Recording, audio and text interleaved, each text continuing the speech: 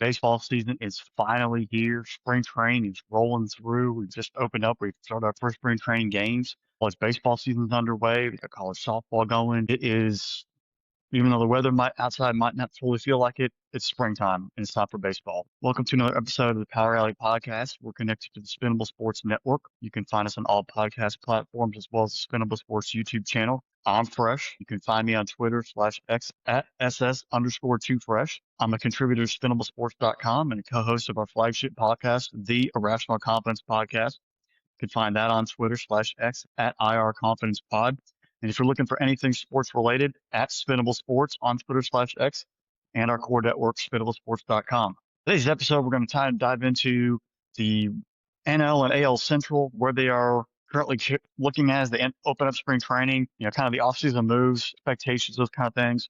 Look at World Baseball Classic pool play and give my predictions for each pool and all the way on through until the championship game on St. Patrick's Day down there in Miami. And then look at win total projections for 15 of the 30 teams. We'll do the other 15 another episode, but kind of take a look at where Hard Rock Sports Bet has them. I'm currently located in Florida, so that's where we use. So we'll use that as our base and kind of take a look at those different projections as of February 21st and see what makes sense, see what are plausible, and see what are completely far-fetched. But while we wasting time and sort of get after it, we'll sort of jump right in. The National League Central, last year, 3 playoff teams. Historic teams there, the Pirates, Cardinals, Brewers, Reds, and Cubs. Last year, the Cubs, Reds, and Brewers made it. Brewers won their second straight. NL Central having kind of owned the division for a while now and been in the playoffs 7 of the last 8 years, I believe. It is we'll start with the Brewers. It is a franchise that has identified who they are.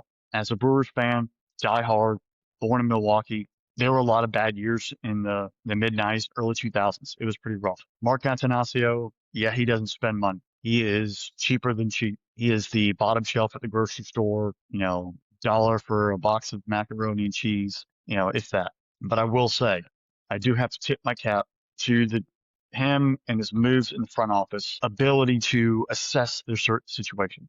They have built an amazing farm system. They have built an amazing layer of development tools at every minor league facility and the Maryvale spring training home where they have all their off-season work as well, and their medical facilities, rehab facilities, their pitching lab, their investment in their overseas international development there in the Caribbean, especially the Dominican Republic, their coaching staff, their development programs, their ability to identify talent in the draft and reclamation projects of former, top draft picks or former premier athletes and getting them to come into the system, identifying their skill sets, helping them rebuild and recover and grow and find that talent again. So they're not going to be signing players at a massive level, and that can be frustrating to Brewer fans, or even giving them long-term extensions. But they know how to identify talent and how to use the money that they have extremely efficiently. It is, they're looking at this past offseason, like off seasons in the past. They trade Freddie Peralta. They developed Fastball Freddie. They got him in a trade, many, many years ago, bring him in, brought him in as a throw in a package, and they developed him to one of the best pitchers in baseball. The Cy Young should have been a Cy Young finalist, was a Cy Young finalist, was one of the best pitchers last year in wins. When Freddie's, hitting the mound, he's going to be able to get it done. But they knew with the market is right now, they can't afford to give him another extension, so they trade him to the Mets for a 1-year rental, and they get some solid returns of prospects and back, and they're able to layer it up from there. Look at Tobias Myers; they developed him. They got him to find his touch, and they bring him out of the bullpen, had him on the starter before. They trade him in that package to the Mets, and they develop players and move on. Quinn Priester, they go get him after some bad years in Pittsburgh and Boston where they just couldn't find his potential. They come into Milwaukee, they light a fire on him to find out his techniques, and they get him to pitch at an elite level. It's just the way the Brewers do it. And coming into this offseason, we're kind of wondering where this direction this team's going to go, how they keep this run going. Jackson Churrio's prime. How much does Yelich have left in the tank? South Frelick out there in the outfield. Can Garrett Mitchell stay healthy? Can Blake Perkins stay healthy in the outfield? And the infield, Joey Ortiz at shortstop. You kind of hope that you're going to finally see something from the bat. The dude can pick it at there defensively, but offensively it's been a problem. Bryce Terang's an amazing bat. If you look at, there's a stat out there, there's only 3 players, and it's him, Ohtani, and another all-star as a WAR and 70+ stolen bases in the back-to-back years. Exactly, somewhere around those stats. But when you're in that kind of company, that shows you're pretty solid. Andrew Vaughn refining his stroke at first base and hitting the ball Hopefully, he can give me a full season this upcoming year. But then the trading Caleb Durbin to the Red Sox a couple days ago, and you're kind of like, well, he was the gritty third baseman, could pick it at third and play great defense, and now you ship him out, and you're kind of like, where's the head scratcher? There's a plan, and the organization, top to bottom, has a plan. And I'm going to say right now, I have full 100% faith in Matt Arnold and Murph. They're at the top to identify talent, to run it through the course, to push the players to be the best, and to be in that mold. The Brewers, again, they're going to be underestimated. People aren't going to take them seriously, and they're going to be able to run players out there left and right, identify talent, and be there competing to the very end. That pitching staff depth, now with the addition of Harrison, is extensive. Means they have a lot of options. Their AAA rotation, top to bottom, might actually be better than the Rockies. So they have assets to trade, but they also have assets to call up because, as we know, injuries happen. But the Brewers they once again just flipping the script and do what they have to do. Look at the Cubs missing Tucker last year, had a great start. Injuries never found his form down the stretch. He leaves to go become a Dodger. He kind of does leave a hole there for the Cubs. They make a trade, go out and get Edward Cabrera to add to that rotation. And Craig Counsell knows how to manage. He might have some questionable bullpen decisions and pulling out starters, but he gets the guys to play. That infield, Bregman Eller at third, Dansby Swanson at short, Nico Horner, who I believe is one of the most underrated players in all of baseball, at second base, and then Michael Busch at first. They can pick it. They're going to be fantastic defensively, and those guys can all get on base and drive in runs. Seo, can he give this year what he had last year? Because he had an amazing start. Can he give a full season? Can that bat can be consistent? And can he be injury free? We'll see, because he is obviously playing in the World Baseball Classic. Is that going to get his bat ready to rock and roll? So you're going to, you never know. The corner outfield spots for the Cubs do kind of worry me, but overall, top to bottom, that bullpen's better, that rotation is better, and they're going to be right there in the end. The Reds are the up and coming team. Elly De La Cruz, absolutely phenomenal player. He can be a little erratic at times, but the dude can play, and he is an absolute superstar. That rotation, that pitching depth of the Reds is much, much better. They have shown it. It's the reason why they got to the playoffs last year. But this lineup has a lot of young talent. They lack the consistency through the entire season. There were times where the pitching staff would be fantastic. The bats would just go silent, and then it would be all bats and no pitching. If they can get consistency in Cincinnati, that team actually has a chance to win the division. They gained some serious experience last year going into the playoffs. Maybe a little bit ahead of schedule, but this year is that target if they can get it done.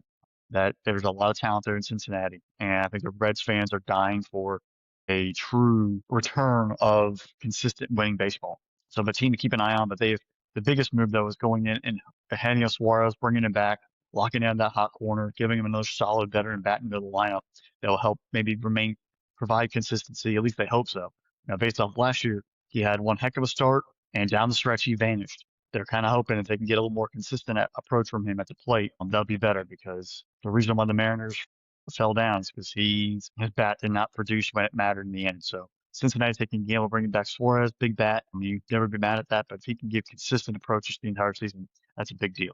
Look at the Pittsburgh Pirates. Obviously, we know Paul Skeens is the crown jewel of that entire franchise. Everything's built on them. Depending on what source you go to, they have the top or at worst, the third minor league system in all of baseball. A lot of high draft picks, a lot of trades, a lot of development. It's time for that team to deliver. The Pittsburgh fans, that's a proud franchise, proud fan base. They have a lot of young talent, and they went out and made some savvy veteran moves. Ryan O'Hearn at first base, I really like that move, very under the radar. But if they can go out there and get these guys to play at a consistent level, I'm not going to say they're going to win the division, but they are going to make it much more difficult for the Cubs, Reds, and Brewers and other teams in the National League. And heck, in the end, they might stumble themselves into a wild card spot. But they have to deliver this season with Paul Skeens, because as more years we get removed and closer toward free agency, that number starts going up. If the team isn't winning, the franchise is going to have to make a decision. I don't want to see star players leave, franchises. You kind of want to see them stick around. But this is the year where Pittsburgh has got to show top to bottom that they can deliver. Because if not, if they can't do it now and he show progress and improvement, Skeens' movement out of Pittsburgh is going to happen at some point, and it'll be a lot of wasted time. So they have to deliver as a team to get it done this year. But Pittsburgh's going to keep an eye on them. They have a lot of young talent, and if those minor league players can then make that transition up to the major league level and deliver at a high level, it could be fun there in the River City, in the Three Rivers area. A once proud franchise has fallen on hard times, and I'm not mad about it at all. The St. Louis Cardinals, that entire thing, they have gutted everybody. They traded all their veterans, a lot of new faces. They've made a lot of payroll decisions. That team is going to be scrappy, but they are going to be bad. And this has been a long time coming, for I think like 4 or 5 years, where the Cardinals have faced some serious payroll issues, and they haven't been delivering for a while. They've just sort of been holding on. They failed Sonny Gregg, and they have failed Nolan Arenado. And that entire development of franchise did not hit on a lot of draft picks. Their consistent pitching development has been abysmal, and they had to finally face the facts. It was a different offseason. It's going to be a different year in St. Louis. Very, very low expectations for the Cardinals. Are they going to steal some wins here from the Cubs, Reds, Brewers, or Pirates? Probably yes. But top to bottom, this is a complete full rebuild, and it might be a 3-year rebuild for the team there in St. Louis, and hopefully even longer as a Brewers fan. Not many bright spots. You're going to have some, like winning at shortstop's pretty good. You got some young kids step up here and there. But overall, it's going to be a painful summer or a couple summers for the Cardinals, but they had to do it, and I actually applaud them for facing facts and realizing that this team they were treading water, and they were going nowhere, and they had to make a full reset. And this is actually a good time to do it with the Pirates, Brewers, Reds, and Cubs being either up and coming or in good spots to contend. Might as well just put yourself in a spot to rebuild now. You were already out of contention in the division, gives you a chance to sort of address it early, and knock it out. Looking at the American League Central on the other side, the Chicago White Sox will start there on the south side. Finally traded Luis Robert Jr. He's now with the Mets. Hopefully he stays healthy. But the White Sox now have completely overhauled. They have all the prospects. They have all those years of those high draft picks, and they're there. And now it's to see what those guys actually can do. Whether it's the young pitchers, whether it's all the position players, it's let them play. You have nothing else to prove. Are they going to make some mistakes? Yes. Are they going to win some games? Yes. Are they going to lose some games they should win? Yes. So they're going to win some games they should lose? Yes. This is going to be a fun team to watch there on the south side, because you just don't know what we're going to get. We're going to have a bunch of young guys who are top prospects like Teal and others who are going to have to, just play through it all and learn. It's not AAA, it's not AA, it is the major leagues, and they're going to see things. They're going to have to deal with it differently. But it's a chance for them to, surprise people, so make things happen. But the White Sox, a complete young team. They go out and get their third baseman for Japan, albeit it was pretty funny. They misspelled his name on his locker the day one. He has been a stud over there in the Nippon Baseball League in Japan. He's obviously going to be starting for Team Japan in the World Baseball Classic. But giving him some stability in that lineup also is going to help this entire organization grow and keep moving forward. But they will be an exciting watch there for the White Sox. Looking at the Guardians, still mired in the scandal of their two pitchers, including Clase, and their whole betting situation. That's not going to end well, I don't think, at anyone. But it is what it is. They made mistakes. I'm happy to see Jose Ramirez sign his extension there, even though he could have gotten a lot more money anywhere else. He decided to stay in Cleveland, which is really, really cool. It shows he loves it being there. They have scrappy players. They have a low payroll, but they've been to the playoffs 2 years in a row. Just like the Brewers, just like some other teams who are under, they don't have the maximum resources, but they find ways to develop and get it done. The Guardians play baseball.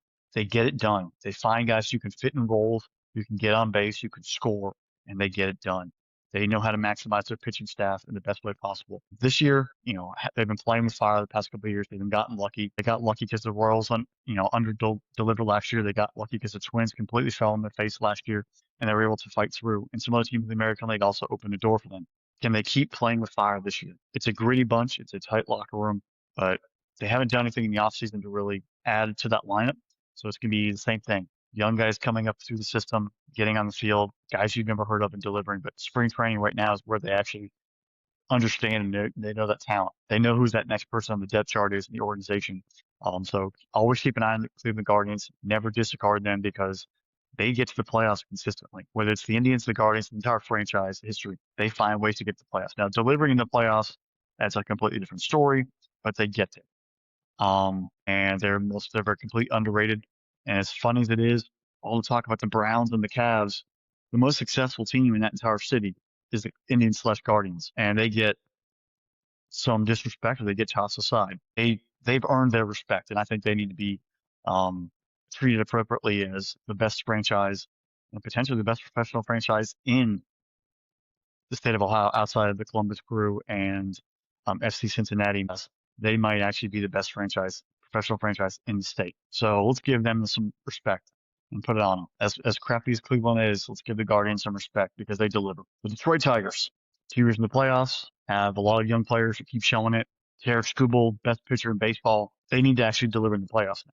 They've shown they can get there. They went through many, many years of bad baseball. They've put it all together, ride the green, that entire lineup. They find ways to get through, but can they actually deliver in the playoffs? I mean, that's their goal. It's not getting to the playoffs. It's delivering in the playoffs. It's winning an AL pennant, or at least playing in the ALCS. Skubal wins his arbitration. I'm so happy he did. This, the ownership may have fractured the relationship there in a bad way by giving such a large discrepancy in their arbitration numbers. If they were off by like 3 or 4 million, that's one thing, but being as significantly off as they were was a big slap in the face, especially when you go out and you sign Framber Valdez and then bring back Justin Verlander for another year in a retro with the organization. It shows you had the money available. It there's a being organizational smart, and there's being organization ridiculous and irresponsible. The Tigers chose to be irresponsible by irritating, I think, a relationship with their best pitcher, and their franchise player. So we'll see how that one plays out. But Skubal probably will not be signing a long-term extension to Detroit. So again, you need to maximize this short window in Detroit. Speaking of maximizing the short window, let's look at the Royals. We thought they were going to be in a good spot last year. They had a good year the year before. Last year, kind of injuries fell in their face. How do they respond from that? Bobby Witt Jr. is obviously the leader. Jack Castiglione is a solid player at first base who can really, crush the baseball. They have power. They have pop. And that pitching staff keep at them at a high level. They've seen solid pitching, but can the pitching staff keep them in ball games and the team stay healthy? But they quietly have had just a nice little off season, button down the hatches there in Kansas City, do what they got to do. But Caglione and, in that lineup along with Bobby Witt Jr. and everyone else, Sally's still back. They have a chance to be that team to just lay in the weeds. Oh, everyone's paying attention to the Guardians and Tigers, the Yankees, the Red Sox, the Toronto Blue Jays, the Mariners, the Astros, blah, blah, blah, blah, blah. And we have a chance to sort of dangle out there. Don't pay attention to us. Let us sort of hang out. So I think last year they held expectations. They kind of took a step back. This year, I think the Royals are actually ready to, all right, we're going to get healthy. We're going to be able to focus. We've learned from last year. We're going to have a full season, and we're going to be able to get after it. But good things there in Kansas City. They will be pesky all season long. The Twins. Oof. I think that bridesmaid, never the bride thing comes into play. But they're also a match unit every single year. Injuries just there's something in that organization, but there's injuries.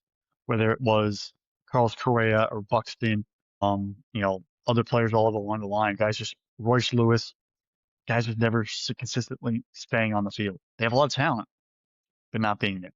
Had bad offseason for the Minnesota Twins. You irritate Byron Buxton. He was actually not happy that they didn't shut down any trade rumors last year, and he kind of brought that up. Byron Buxton's one of the best players in all of baseball. I believe he should be starting for Team USA in the World Baseball Classic. You fractured your relationship there. You traded Correa. Basically, the entire infield you were looking at last year, he's gone.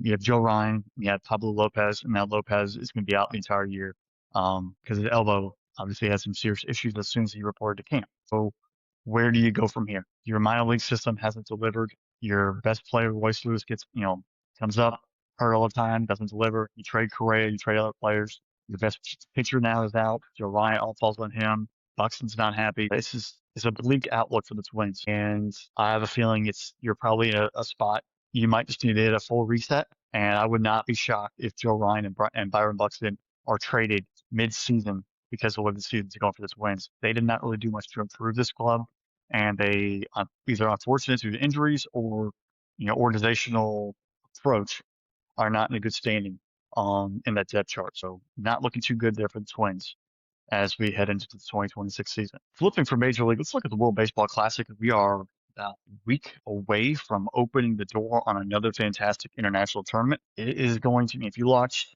the last one, going down the last game, Japan, USA, and a loaded Team USA, loaded Team Japan, the energy from the Dominican Republic, from Puerto Rico, from Taiwan, South Korea, Mexico, Canada, Team GB making it in there, Team Czechia making it in, Panama, Nicaragua, Honduras. The talent pool is impeccable. Venezuela, Colombia is such an amazing tournament. And it's only going to keep getting better and better because the talent is getting better and better. So as we look into this pool play, you're going to see games just lock in all of them. The left side of the bracket is Pool A, and Pool B, the right side of the bracket, is Pool C and Pool D. Quarterfinals are group winner versus runner-up. They're going to be played March 13th and the 14th in Houston for A and B, and Miami for Pool C and D. The semifinals are in Miami on March 15th and 16th, and the championship is St. Patrick's Day on Tuesday, March 17th in Miami. Fox, FS1, FS2, those will be covering all of these games. So make sure you check your Roku, your TV broadcasting, whatever your streaming options are. Look for Fox. Make sure you have Fox, FS1, FS2. You'll be able to watch all these games, whether they're being played in Puerto Rico, in the United States, or overseas in Asia, in Japan. You'll be able to catch all the action that's going our way. We'll start here in Pool A. They play all their pool games in San Juan, Puerto Rico between March 6th and March 11th. That group is Puerto Rico, Cuba, Canada, Panama, and Colombia. Team Puerto Rico, due to some insurance issues, had some solid players withheld from participating. It really stinks. Colombia and Panama can be scrappy programs. They have some talent there, but Puerto Rico is just a baseball-loving country. Cuba, you never know what you're going to get at Cuba. You're probably going to see some superstars. The guys are just going to populate because not all the guys are going to be guys who play in the major leagues right now. You have guys who play whether in Korean Baseball League or in the Nippon Baseball League or Mexican Baseball League. We're just guys who have been in Cuba. So you never know what we're going to get from Cuba. I guarantee you're going to see some athletic freaks who are going to come out there and just crush the baseball or pitch and light up the radar gun. I have Cuba as a team to watch in this group. I think Puerto Rico and Canada will advance. I think Canadian baseball team, all the guys from the majors right now, the guys from the minors, the overall development of the game in Canada over the past 20 years, it it is tremendous. And I think Canadian baseball is up and coming. But I think that they will advance from this group. But Cuba, if there's going to be a team, I think Cuba's going to have a chance to really make some noise. Puerto Rico and Cuba will advance from Pool A, in my opinion. Pool B will be played in Houston, Texas, March 6th through the 11th. This is where Team USA will be located. Also includes Team Mexico, wow, I can't even pronounce today, Team Great Britain, and Team Brazil. I will say Team Great Britain, Jazz Chisholm playing for them, a couple others, a bunch of no-names, guys who have heritage or connected to the British Commonwealth. That's why it's Team GB, or, it includes the Bahamas. It includes, guys who have Scottish heritage, Northern Ireland, Welsh, English, that kind of thing. That's where Team Great Britain comes from. And that different lineage. So you're going to see some minor players, some other guys who are getting in there, and also some guys just from the area. It's cool to see them. They got in last year, last tournament. They got their feet wet. They got the qualification. The game is still being able to grow. It is a great thing. This is what we want to see: global expansion of baseball. So a Team GB should be fun to watch. For Team Brazil, same kind of thing. Their first time qualifying. Let them. You're gonna see guys learning, but giving them a chance to sort of get them experience, get them comfortable, and move forward. I fully believe Team USA and Team Mexico will advance out of Pool B. But Team Italy, there's a lot of major league and minor league players there with Italian heritage. Those guys are going to be playing some baseball. Team Italy is the one to keep an eye on as that outlier, that third team who could really, be a difference maker when it comes to who's number one, who's number two, or if both Team USA and Team Mexico advance. But Mexico's loaded. They've beaten America a lot lately in baseball. Team USA, best roster we've ever put together. But the real question is, can Team USA deliver? So we will see in Houston in Pool B how that all plays out. Pool C, it'll be played in Tokyo, Japan. That'll be played March 5th through the 10th. Japan, Australia, South Korea, Czechia, and Taiwan. These games will be on at like 5 in the morning or 10:30 at night, due to the time being over there. So either early morning baseball or late night baseball. Hey, it's baseball. Enjoy it. Team Czechia, not a major league player on that roster, not a minor league player on that roster, but it's a bunch of local guys. Look up the story. I'm not going to dive into too much, but it's cool seeing local, carpenters, business owners, firefighters in, Czechia, formerly known as the Czech Republic, who just learned baseball and played and qualified. And their second year in the tournament. They played Japan. There's even a picture out there of a guy striking out Shohei. So go out. This is the experience. They're not going to advance out of the group, but they are going to give everything they have to play baseball. And watch them play. Taiwan, always a good baseball country there. But South Korea and Japan are the two premier clubs, and they will advance from Pool C. Australia, though, they're always that line in the weeds team. And I think they're that third team in this pool that could be the difference maker, or at least make things interesting. So Japan and South Korea will advance, in my opinion, but Australia is going to be that third team to keep an eye on because they play ball down there, down under, and they have some skills, and they might be able to cause some trouble for other teams in the pool. The final pool, Pool D, will be played in Miami, March 6th through the 11th. Team Venezuela, Team Dominican Republic, Team Israel, Team Nicaragua, and the Team Netherlands. So it's the Kingdom of the Netherlands, Curaçao, Dutch heritage in various different ways. There is, like Jerks and Profile, they're always going to be loaded. The majority of the team is from the Commonwealth, so a lot of the islands in the Caribbean. And as we know, those guys can play. Never because you look at another, it's like, oh, it's Europe. No, there are people in that Commonwealth in the Caribbean who can play, and they have in the past for many years, and they will show up and they might throw a monkey wrench. I think Dominican Republic and Venezuela are the two best teams in this group. They should cruise, but watch out for the Netherlands. They are going to be giving it all because they are just as talented as Venezuela and Dominican Republic. Maybe don't have as much pitching, but they definitely have the lineup to defend and score runs. Nicaragua and Israel, it'll be a good experience for them as they keep moving forward, keep developing their baseball lineage. Looking at the quarterfinals, now that we made it through all the pools, the Pool A winner, Puerto Rico, will play Pool B runner-up Mexico, in my opinion. So we'll get a Puerto Rico-Mexico game. Man, that will be so much fun.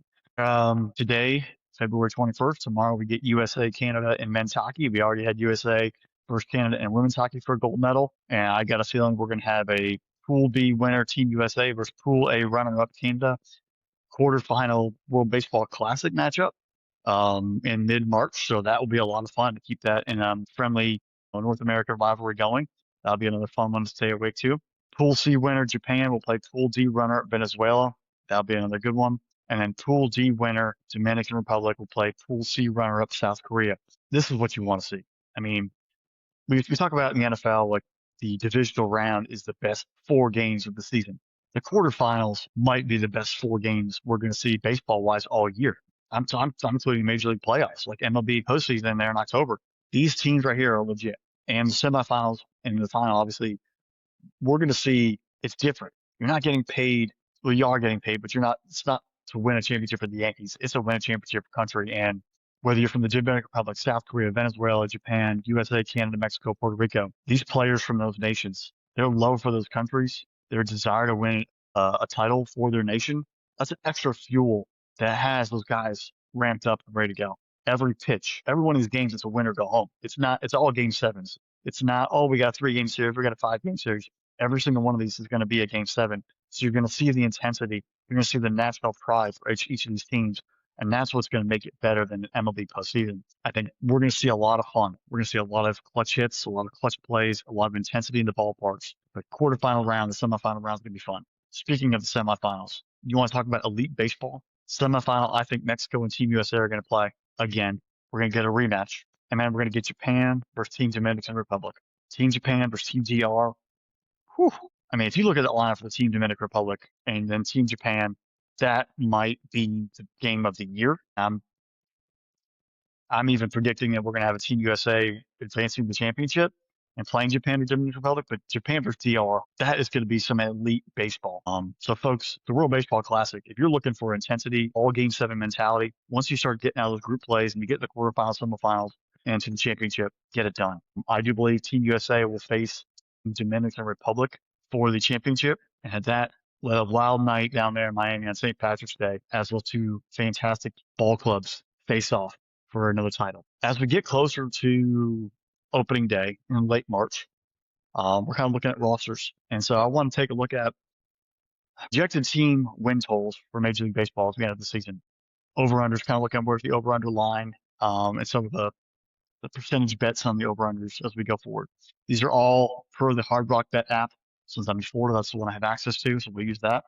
As of this morning, so February 21st, 2026, we'll go through 15 teams, and then we'll do the 15 on another episode just because it's a lot to go through.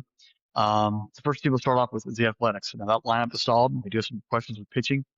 Their line has been set over-under at 75.5. Over, it's minus 105, under minus 115. So they're basically saying this team is not a playoff team, but they are going to show growth and success. I'm going to go out on a limb and say we're going to take the over 75.5. I just think that this lineup, they showed a lot of growth last year. They're going to find some pitching. We'll come back and revisit this at the end of the year, but I'm taking it over 75.5 wins for the Athletics. As the entire lineup, whether it's Kurtz, whether it's Wilson, Soderstrom, etc., they continue to gain experience, and grow and move forward. Next team, Arizona Diamondbacks. Over-under line is 79.5. It's minus 110 both ways, so basically they're just saying it's a push. And it really comes down to, in my opinion, the pitching for the Diamondbacks. How early does Corbin Burns get back? Is he fully healthy when he returns? Zach Gallen just re-signed with them, but how much does he have left in the tank? The lineup, it is, solid players. But then I think that line even took a little bit of a hit with the Corbin Carroll injury and him not playing the World Baseball Classic. How quickly does he get back to fully healthy? For the Diamondbacks, he's probably going to miss maybe the first couple of games in March, maybe early April, but then getting back, mid-April, going all the way through. That puts you in that 80 win target range. I'm going to say over on the 79.5. I think this team's good enough for 80 wins. And I think last year they saw that they had a chance and they kind of fell. Pitching kind of let them down. They had injuries to Burns, but this is a chance for them to rebound and get after it, and bounce back and get 80 wins. Moves to the Atlanta Braves. Over under line is at 88.5. Obviously, they had a hell of a horrible start last year. It really hindered them from a playoff run, and everything kind of fell apart. And Acuna Jr. coming back, even though he played great down the stretch, it was rough. Schwallenbach and Walper and already identified with injuries as we come into camp, which is horrible news for the Braves. They can't be worse than they were last year, but the pitching is a problem. Can Olsen hit? Can Albies hit? Can Riley keep it going? Can Acuna Jr. keep going? There's a lot of questions. But I think the Braves, 88 wins is a lot. Um, and if pitching is a problem, that does raise questions. Who in that system is ready to rock and roll? Can they win? Can they get 89 wins strictly off of offense alone? Bullpen should be better, but losing two studs in your rotation, can Chris Sale do it all? Can Spencer Strider do it all? That puts a lot on their shoulders to remain healthy and keep pitching at an elite level, and then mixing and matching the rest of the way. I'm going to actually take the under on 88 and the over under 88.5. I think this team is probably like 87, maybe even 88 wins, but getting over that hump is tough. So I'm going to take the under on the 88.5. Definitely challenging for a playoff spot, but the pitching staff has me worried. And as we bump to the Baltimore Orioles, the same thing there. The pitching staff has me worried. That offense, that lineup is going to match. Their over-under number is set at 85.5. It's minus 110 both ways, over and under. I just don't think they have enough starting pitching. They got guys, but are those guys good enough to get them past the Yankees, the Red Sox, the Blue Jays, the Mariners, the Rangers, the Astros, the Tigers? I gotta say no. I'm taking the under on the Orioles at 85.5, maybe an 82, 83 wins, but they can score, but that pitching staff just is not doing it for me right now if we entertain them.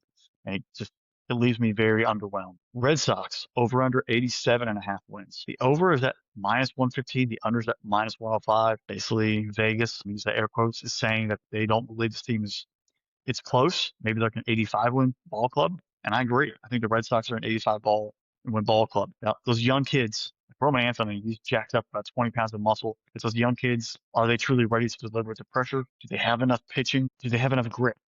Like they were scrappy last year. Trevor Story finally rebounded and played out of his mind. But there was something off. I think the Yankees are going to rebound a lot, especially with Garrett Cole coming back. I think the Red Sox are going to take the under of 87.5. So we are going to, I'm not saying they're not a playoff team. We'll dive into that in a future episode, but it is interesting that 87.5 number, like that's a lot. And that lineup, I mean, they missed out on Alex Bregman to bring him back. They thought that he was going to sign. He didn't. And then make the trade for Caleb Durbin. And I'll tell you right now, Caleb Durbin's a scrappy dude. He can play amazing defensively at third base. His offense and that's what you're trying to build off of. You got to really hope that Anthony Meyer and everybody else, those young guys, can deliver at a high level, because they didn't really last year down the stretch, and that's the reason they barely made the playoffs. And it was a less than spectacular effort versus the Yankees in the wild card round. Looking at the Cubs, speaking of a franchise that has an amazing fan base and crazy expectations, and at times maybe never delivers. Their line right now over is 88.5. I'm taking the over. I think this team is very good. Vegas has them at minus 120 on the over, and under is at plus 100. So if you don't think that team is going to have 88 wins and you think they're going to fall flat on their face, that plus 100 is not bad. That's a good little bet. Maybe if you throw $20 on that thing, let it sort of hang out. It's a long play. You put up 162 at the point, but that actually might be something to, what's $20? What if they do fall at 88 wins? What if they do fall at 87 wins? What if injuries happen to that pitching staff or the lineup? You never know, but it's a nice high number where it does put it in there. But I think this Cubs team is very good, and I think that they're going to hit the over 88.5. Look at the White Sox. They have the over-under at 66.5. The under is at minus 105. The over is at minus 115. So they're kind of, Vegas is like, this team is about a 90-something win loss team. Can they catch some good luck? I think that they're better, and it's shown growth the past 2 years. They were horrible, horrible hole in 2024. 25, they showed some fight. I think I'm going to take the over on the 66.5. This team might actually win 70 games. Those young guys, they don't know any better. And that's the unknown factors. The young guys can just come out there and just play baseball. They don't know any better. They might actually just stumble into a couple wins here by accident. 70 wins is not, not out of the world. You look at the Twins, they're going to be bad. You look at the Guardians, are they going to be as elite as they have been in the past? Who knows? There's some chances for wins that they might not have gotten in the past they could stumble into. So I'm going to go over 66.5 for the White Sox here. I think they're at least good for 68, maybe 70 wins in 2026. I mentioned earlier, look at the Cincinnati Reds. They were a playoff team last year.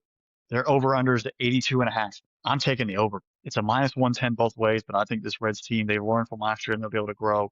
And that team is ready. So Reds over 82.5. Give me that number and punch it in. On the other side, look at the Guardians. Over under 79.5. Vegas has the under at minus 130 and the over at 105. Is this team a 500 ball club?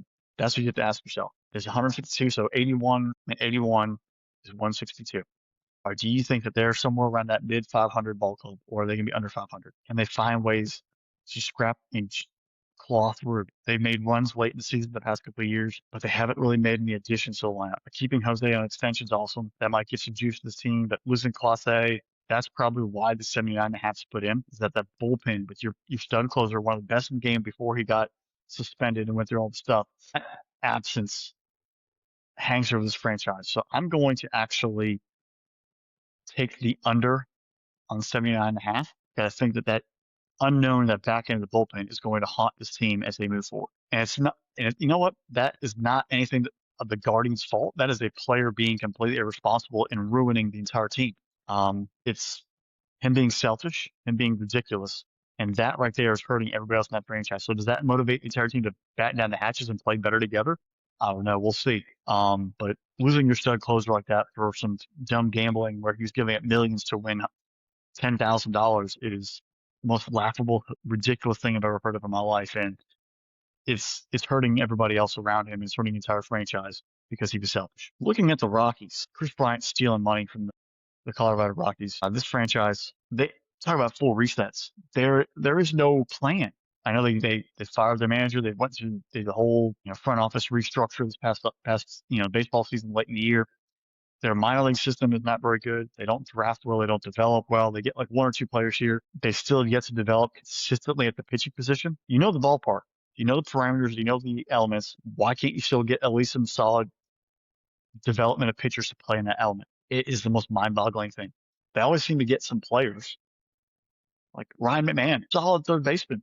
Got traded to the Yankees. I got to think he's going to have a great year. Refresh. He showed up in the playoffs. It's just they guys feel a little lethargic and demotivated because they know they're terrible. Now, part of it is you look at Padres, Giants, Diamondbacks, Dodgers, all can spend. They have owners, they have farm systems, and they have owners who are going to develop players and spend money. So the Rockies are already at a disadvantage. They're not trying to help themselves by actually developing true players. Or they get injury concerns, like the Chris Bryant sign. He had some injury concerns here and there, but he was pretty healthy and pretty solid. They signed this massive deal, and he just barely played 60 games the entire time there, maybe 75. It's a hard luck. They had a great start. They had an amazing. They brought in all those veterans. They got after it, and it's just they've been to a World Series. Tulowitzki days are long, long gone. The trade of Nolan Arenado basically signed the fate of this franchise modern times. Most recent memory when they traded him away and got nothing on the dollar for it in return. So how does the team completely reach that and go forward? 54.5. I'm going to take the over because that's a really low number. I think this team can maybe run into 55 or 60 wins. They're still going to put them at almost 100 losses, but 54 is pretty rough. So I'm going to take the over. The over is minus 105. The under is minus 115. They can't. I'm not going to see a 120 loss team. It has happened in the past, but I just have to. I'm just going to say this team at least is going to win 57 games. I'm not saying that's great, but that 54.5 number is a little low. So I'm going to take the over, which is minus 105. We talked about the Tigers earlier. Their over-under number is at 85.5. The under is at minus 130. The over is at plus 105. Give me the over at plus 105. Lock that in, folks. This Tiger team, Scubala and that pitching staff with Framber Valdez, they're going to be very, very good. I think they're going to be a good spot. Astros over under 86.5. The Mariners are good. The Rangers are going to be better. I'm going to take the under minus 125. The over was at plus 105, and I think that's why they're a little skeptical. But give me the minus 125 under 86.5 for the Astros. Looking at the Kansas City Royals, talk about we mentioned earlier during our AL NL Central kind of walkthrough. The over under is set at 81.5. They're basically saying they're a 500 ball club. The over is at minus 120. The under is at plus 100. They're basically saying this team is an 82 win ball club at least. I agree. I'm taking the over at minus 120 on the Kansas City Royals. I think they're 84 wins, 83 wins. That puts you in a good spot. They just can play 500 baseball. They'll be okay. Anaheim Angels, the Los Angeles Angels of Anaheim, the Los Angeles Angels, whatever the heck you want to call them, the California Angels, Mike Trout's retirement home, all that stuff. The Angels numbers over under is set at 70.5. The unders at minus 120. The overs at plus 100. They're not a good ball club, but they have some young talent. 70 means they're saying they're a below 500 ball club, and the grand scheme of things seem to have to lose. Not everybody can win. The unders at minus 120. The overs at plus 100. Excuse me. Can Trout stay healthy? Can some of the young guys step up and make some plays? Can they actually get some decent pitching? But I think that they're the worst team in the AL West. So give me the under 70.5. I think this is like a 67 win, 68 win ball club, 90 plus losses. Give me the under minus 120. The over, though, is plus 100. So if you feel a little bold, like, hey, they just have to get 71 wins, overs plus 100. That might not be a bad bet. You throw like $20 on for the season. But I just don't think there's somebody has to lose ball games. And the Athletics are better than the Angels. The Mariners are better. The Astros are better. In their own division alone, even though they don't play as many games as they used to in the past, the losses are there. And then you look at the teams of the AL Central are good. You look at the other teams in the National League, and you look at teams in the American League East. It's tough to find 70 wins. So I'm taking the under at minus 120. Um, I don't see much pitching, and outside of Mike Trout, it's not the greatest. Now we go up from next to Disneyland to Chavez Ravine up in, northern part of LA. So you find the LA Dodgers, the reigning world champion, the two-time defending world champion, LA Dodgers. The over-under is set at 102.5. They proved last year, it doesn't matter how many wins they get, how many injuries they have in the regular season, they show up and it happens. This team is even better. Their pitching staff is ridiculous. The over is set at minus 120. The under is at plus 100. 102, though, you still have to think, can this team go 102, 103, and 59? I think that's the math. Rough run there. Can this team lose less than 60 games? That is where that 102.5 becomes interesting. You have to factor in injuries. You have to factor in guys just sort of getting through it. They're going to rest some players if they have because the playoffs would matter. If they can just get in there, okay. The competition between the Diamondbacks being healthier, the Giants making some moves, the Padres being, a good spot. The division's going to be better. The NL Central is going to be better. The NL East is going to be better. So are they a 95 win ball club? I'm actually going to take the under on the 102.5. Because if they win 102 games, the under still hits. So the half really makes it tricky. I'm going to take the under on 102.5 because that's a lot of ball games to win. The team's played a lot of baseball over the past 2 years. How much energy do they still have? How much legs do they still have? Can they keep playing every single day? When their goal is just to win the world championship, if they just make the playoffs and then they can turn it on, it doesn't matter how many wins you had in the regular season. The Brewers were the best team in baseball last year and lost in the NLCS to the Dodgers. All those wins in the regular season were fantastic. They were awesome. But in the end, it didn't matter. So I'm going to take the under on the 102.5 because I just think that that's a lot of games for them to stay healthy and stay on top of it. That's the first 15. We'll hit the next 15 in the next episode. But just some fuel for thought if you look at the long-term bets. As we mentioned, college baseball season's in full high gear now. We're about 2 weeks through. Before we start getting conference play in March, we have another college baseball round-robin tournament in Arlington, Texas at Globe Life Field the weekend of February 27th through March 1st. The who's who of historical programs: Arizona State, Mississippi State, Tennessee, Texas A&M, UCLA, and Virginia Tech, all squaring off in a round robin tournament during that weekend. Get down there. If you're in that North Texas area, swing on over. That is going to be an amazing setting. We've seen already great attendance in the first two series that they've had so far this year. Get over there and entertain it because at that point, a lot of on-campus games and a conference series going forward. If you want to see elites play elites before the College World Series starts in May and June, swing there to Arlington, Texas. Go to Globe Life Field. It's a great ballpark. I've been there. It's a lot of fun. And check out, Arizona State, Mississippi State, Tennessee, Texas A&M, UCLA, and Virginia Tech. A lot of great teams, a lot of great individual players, a lot of high potential draft picks. That's going to be a fun one to watch if you can get out there. As we wrap up, my top 10, our deep drive to left, and our top 10 here as we enter spring training and get ready. LA Dodgers number 1, New York Yankees number 2, New York Mets number 3, Seattle Mariners number 4, Toronto Blue Jays at 5, Chicago Cubs at 6, Philadelphia Phillies at 7, Detroit Tigers at 8, Milwaukee Brewers at 9, and the Boston Red Sox there at 10. Expectations, talent-wise on the field, depth organizationally, all that.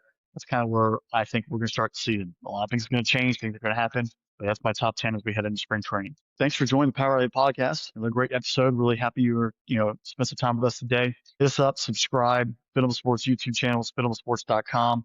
We're connected to the Spinnable Sports Network. You can find us on all podcast platforms as well as the Spinnable Sports YouTube channel. I'm Fresh. You can find me on Twitter, X at SS_2Fresh. I'm a contributor to SpinnableSports.com and a co-host of our flagship podcast, the Irrational Confidence Podcast. You can find that on Twitter/X at Our Confidence Pod, as well as the Spinnable Sports YouTube channel. Right now we're in NFL draft season, so wrapping up, the regular season of the NFL, going through the combine, looking at our draft breakdowns of position groups, and again, mock drafts coming forward, whether it's on SpinnableSports.com or through the Irrational Confidence Podcast.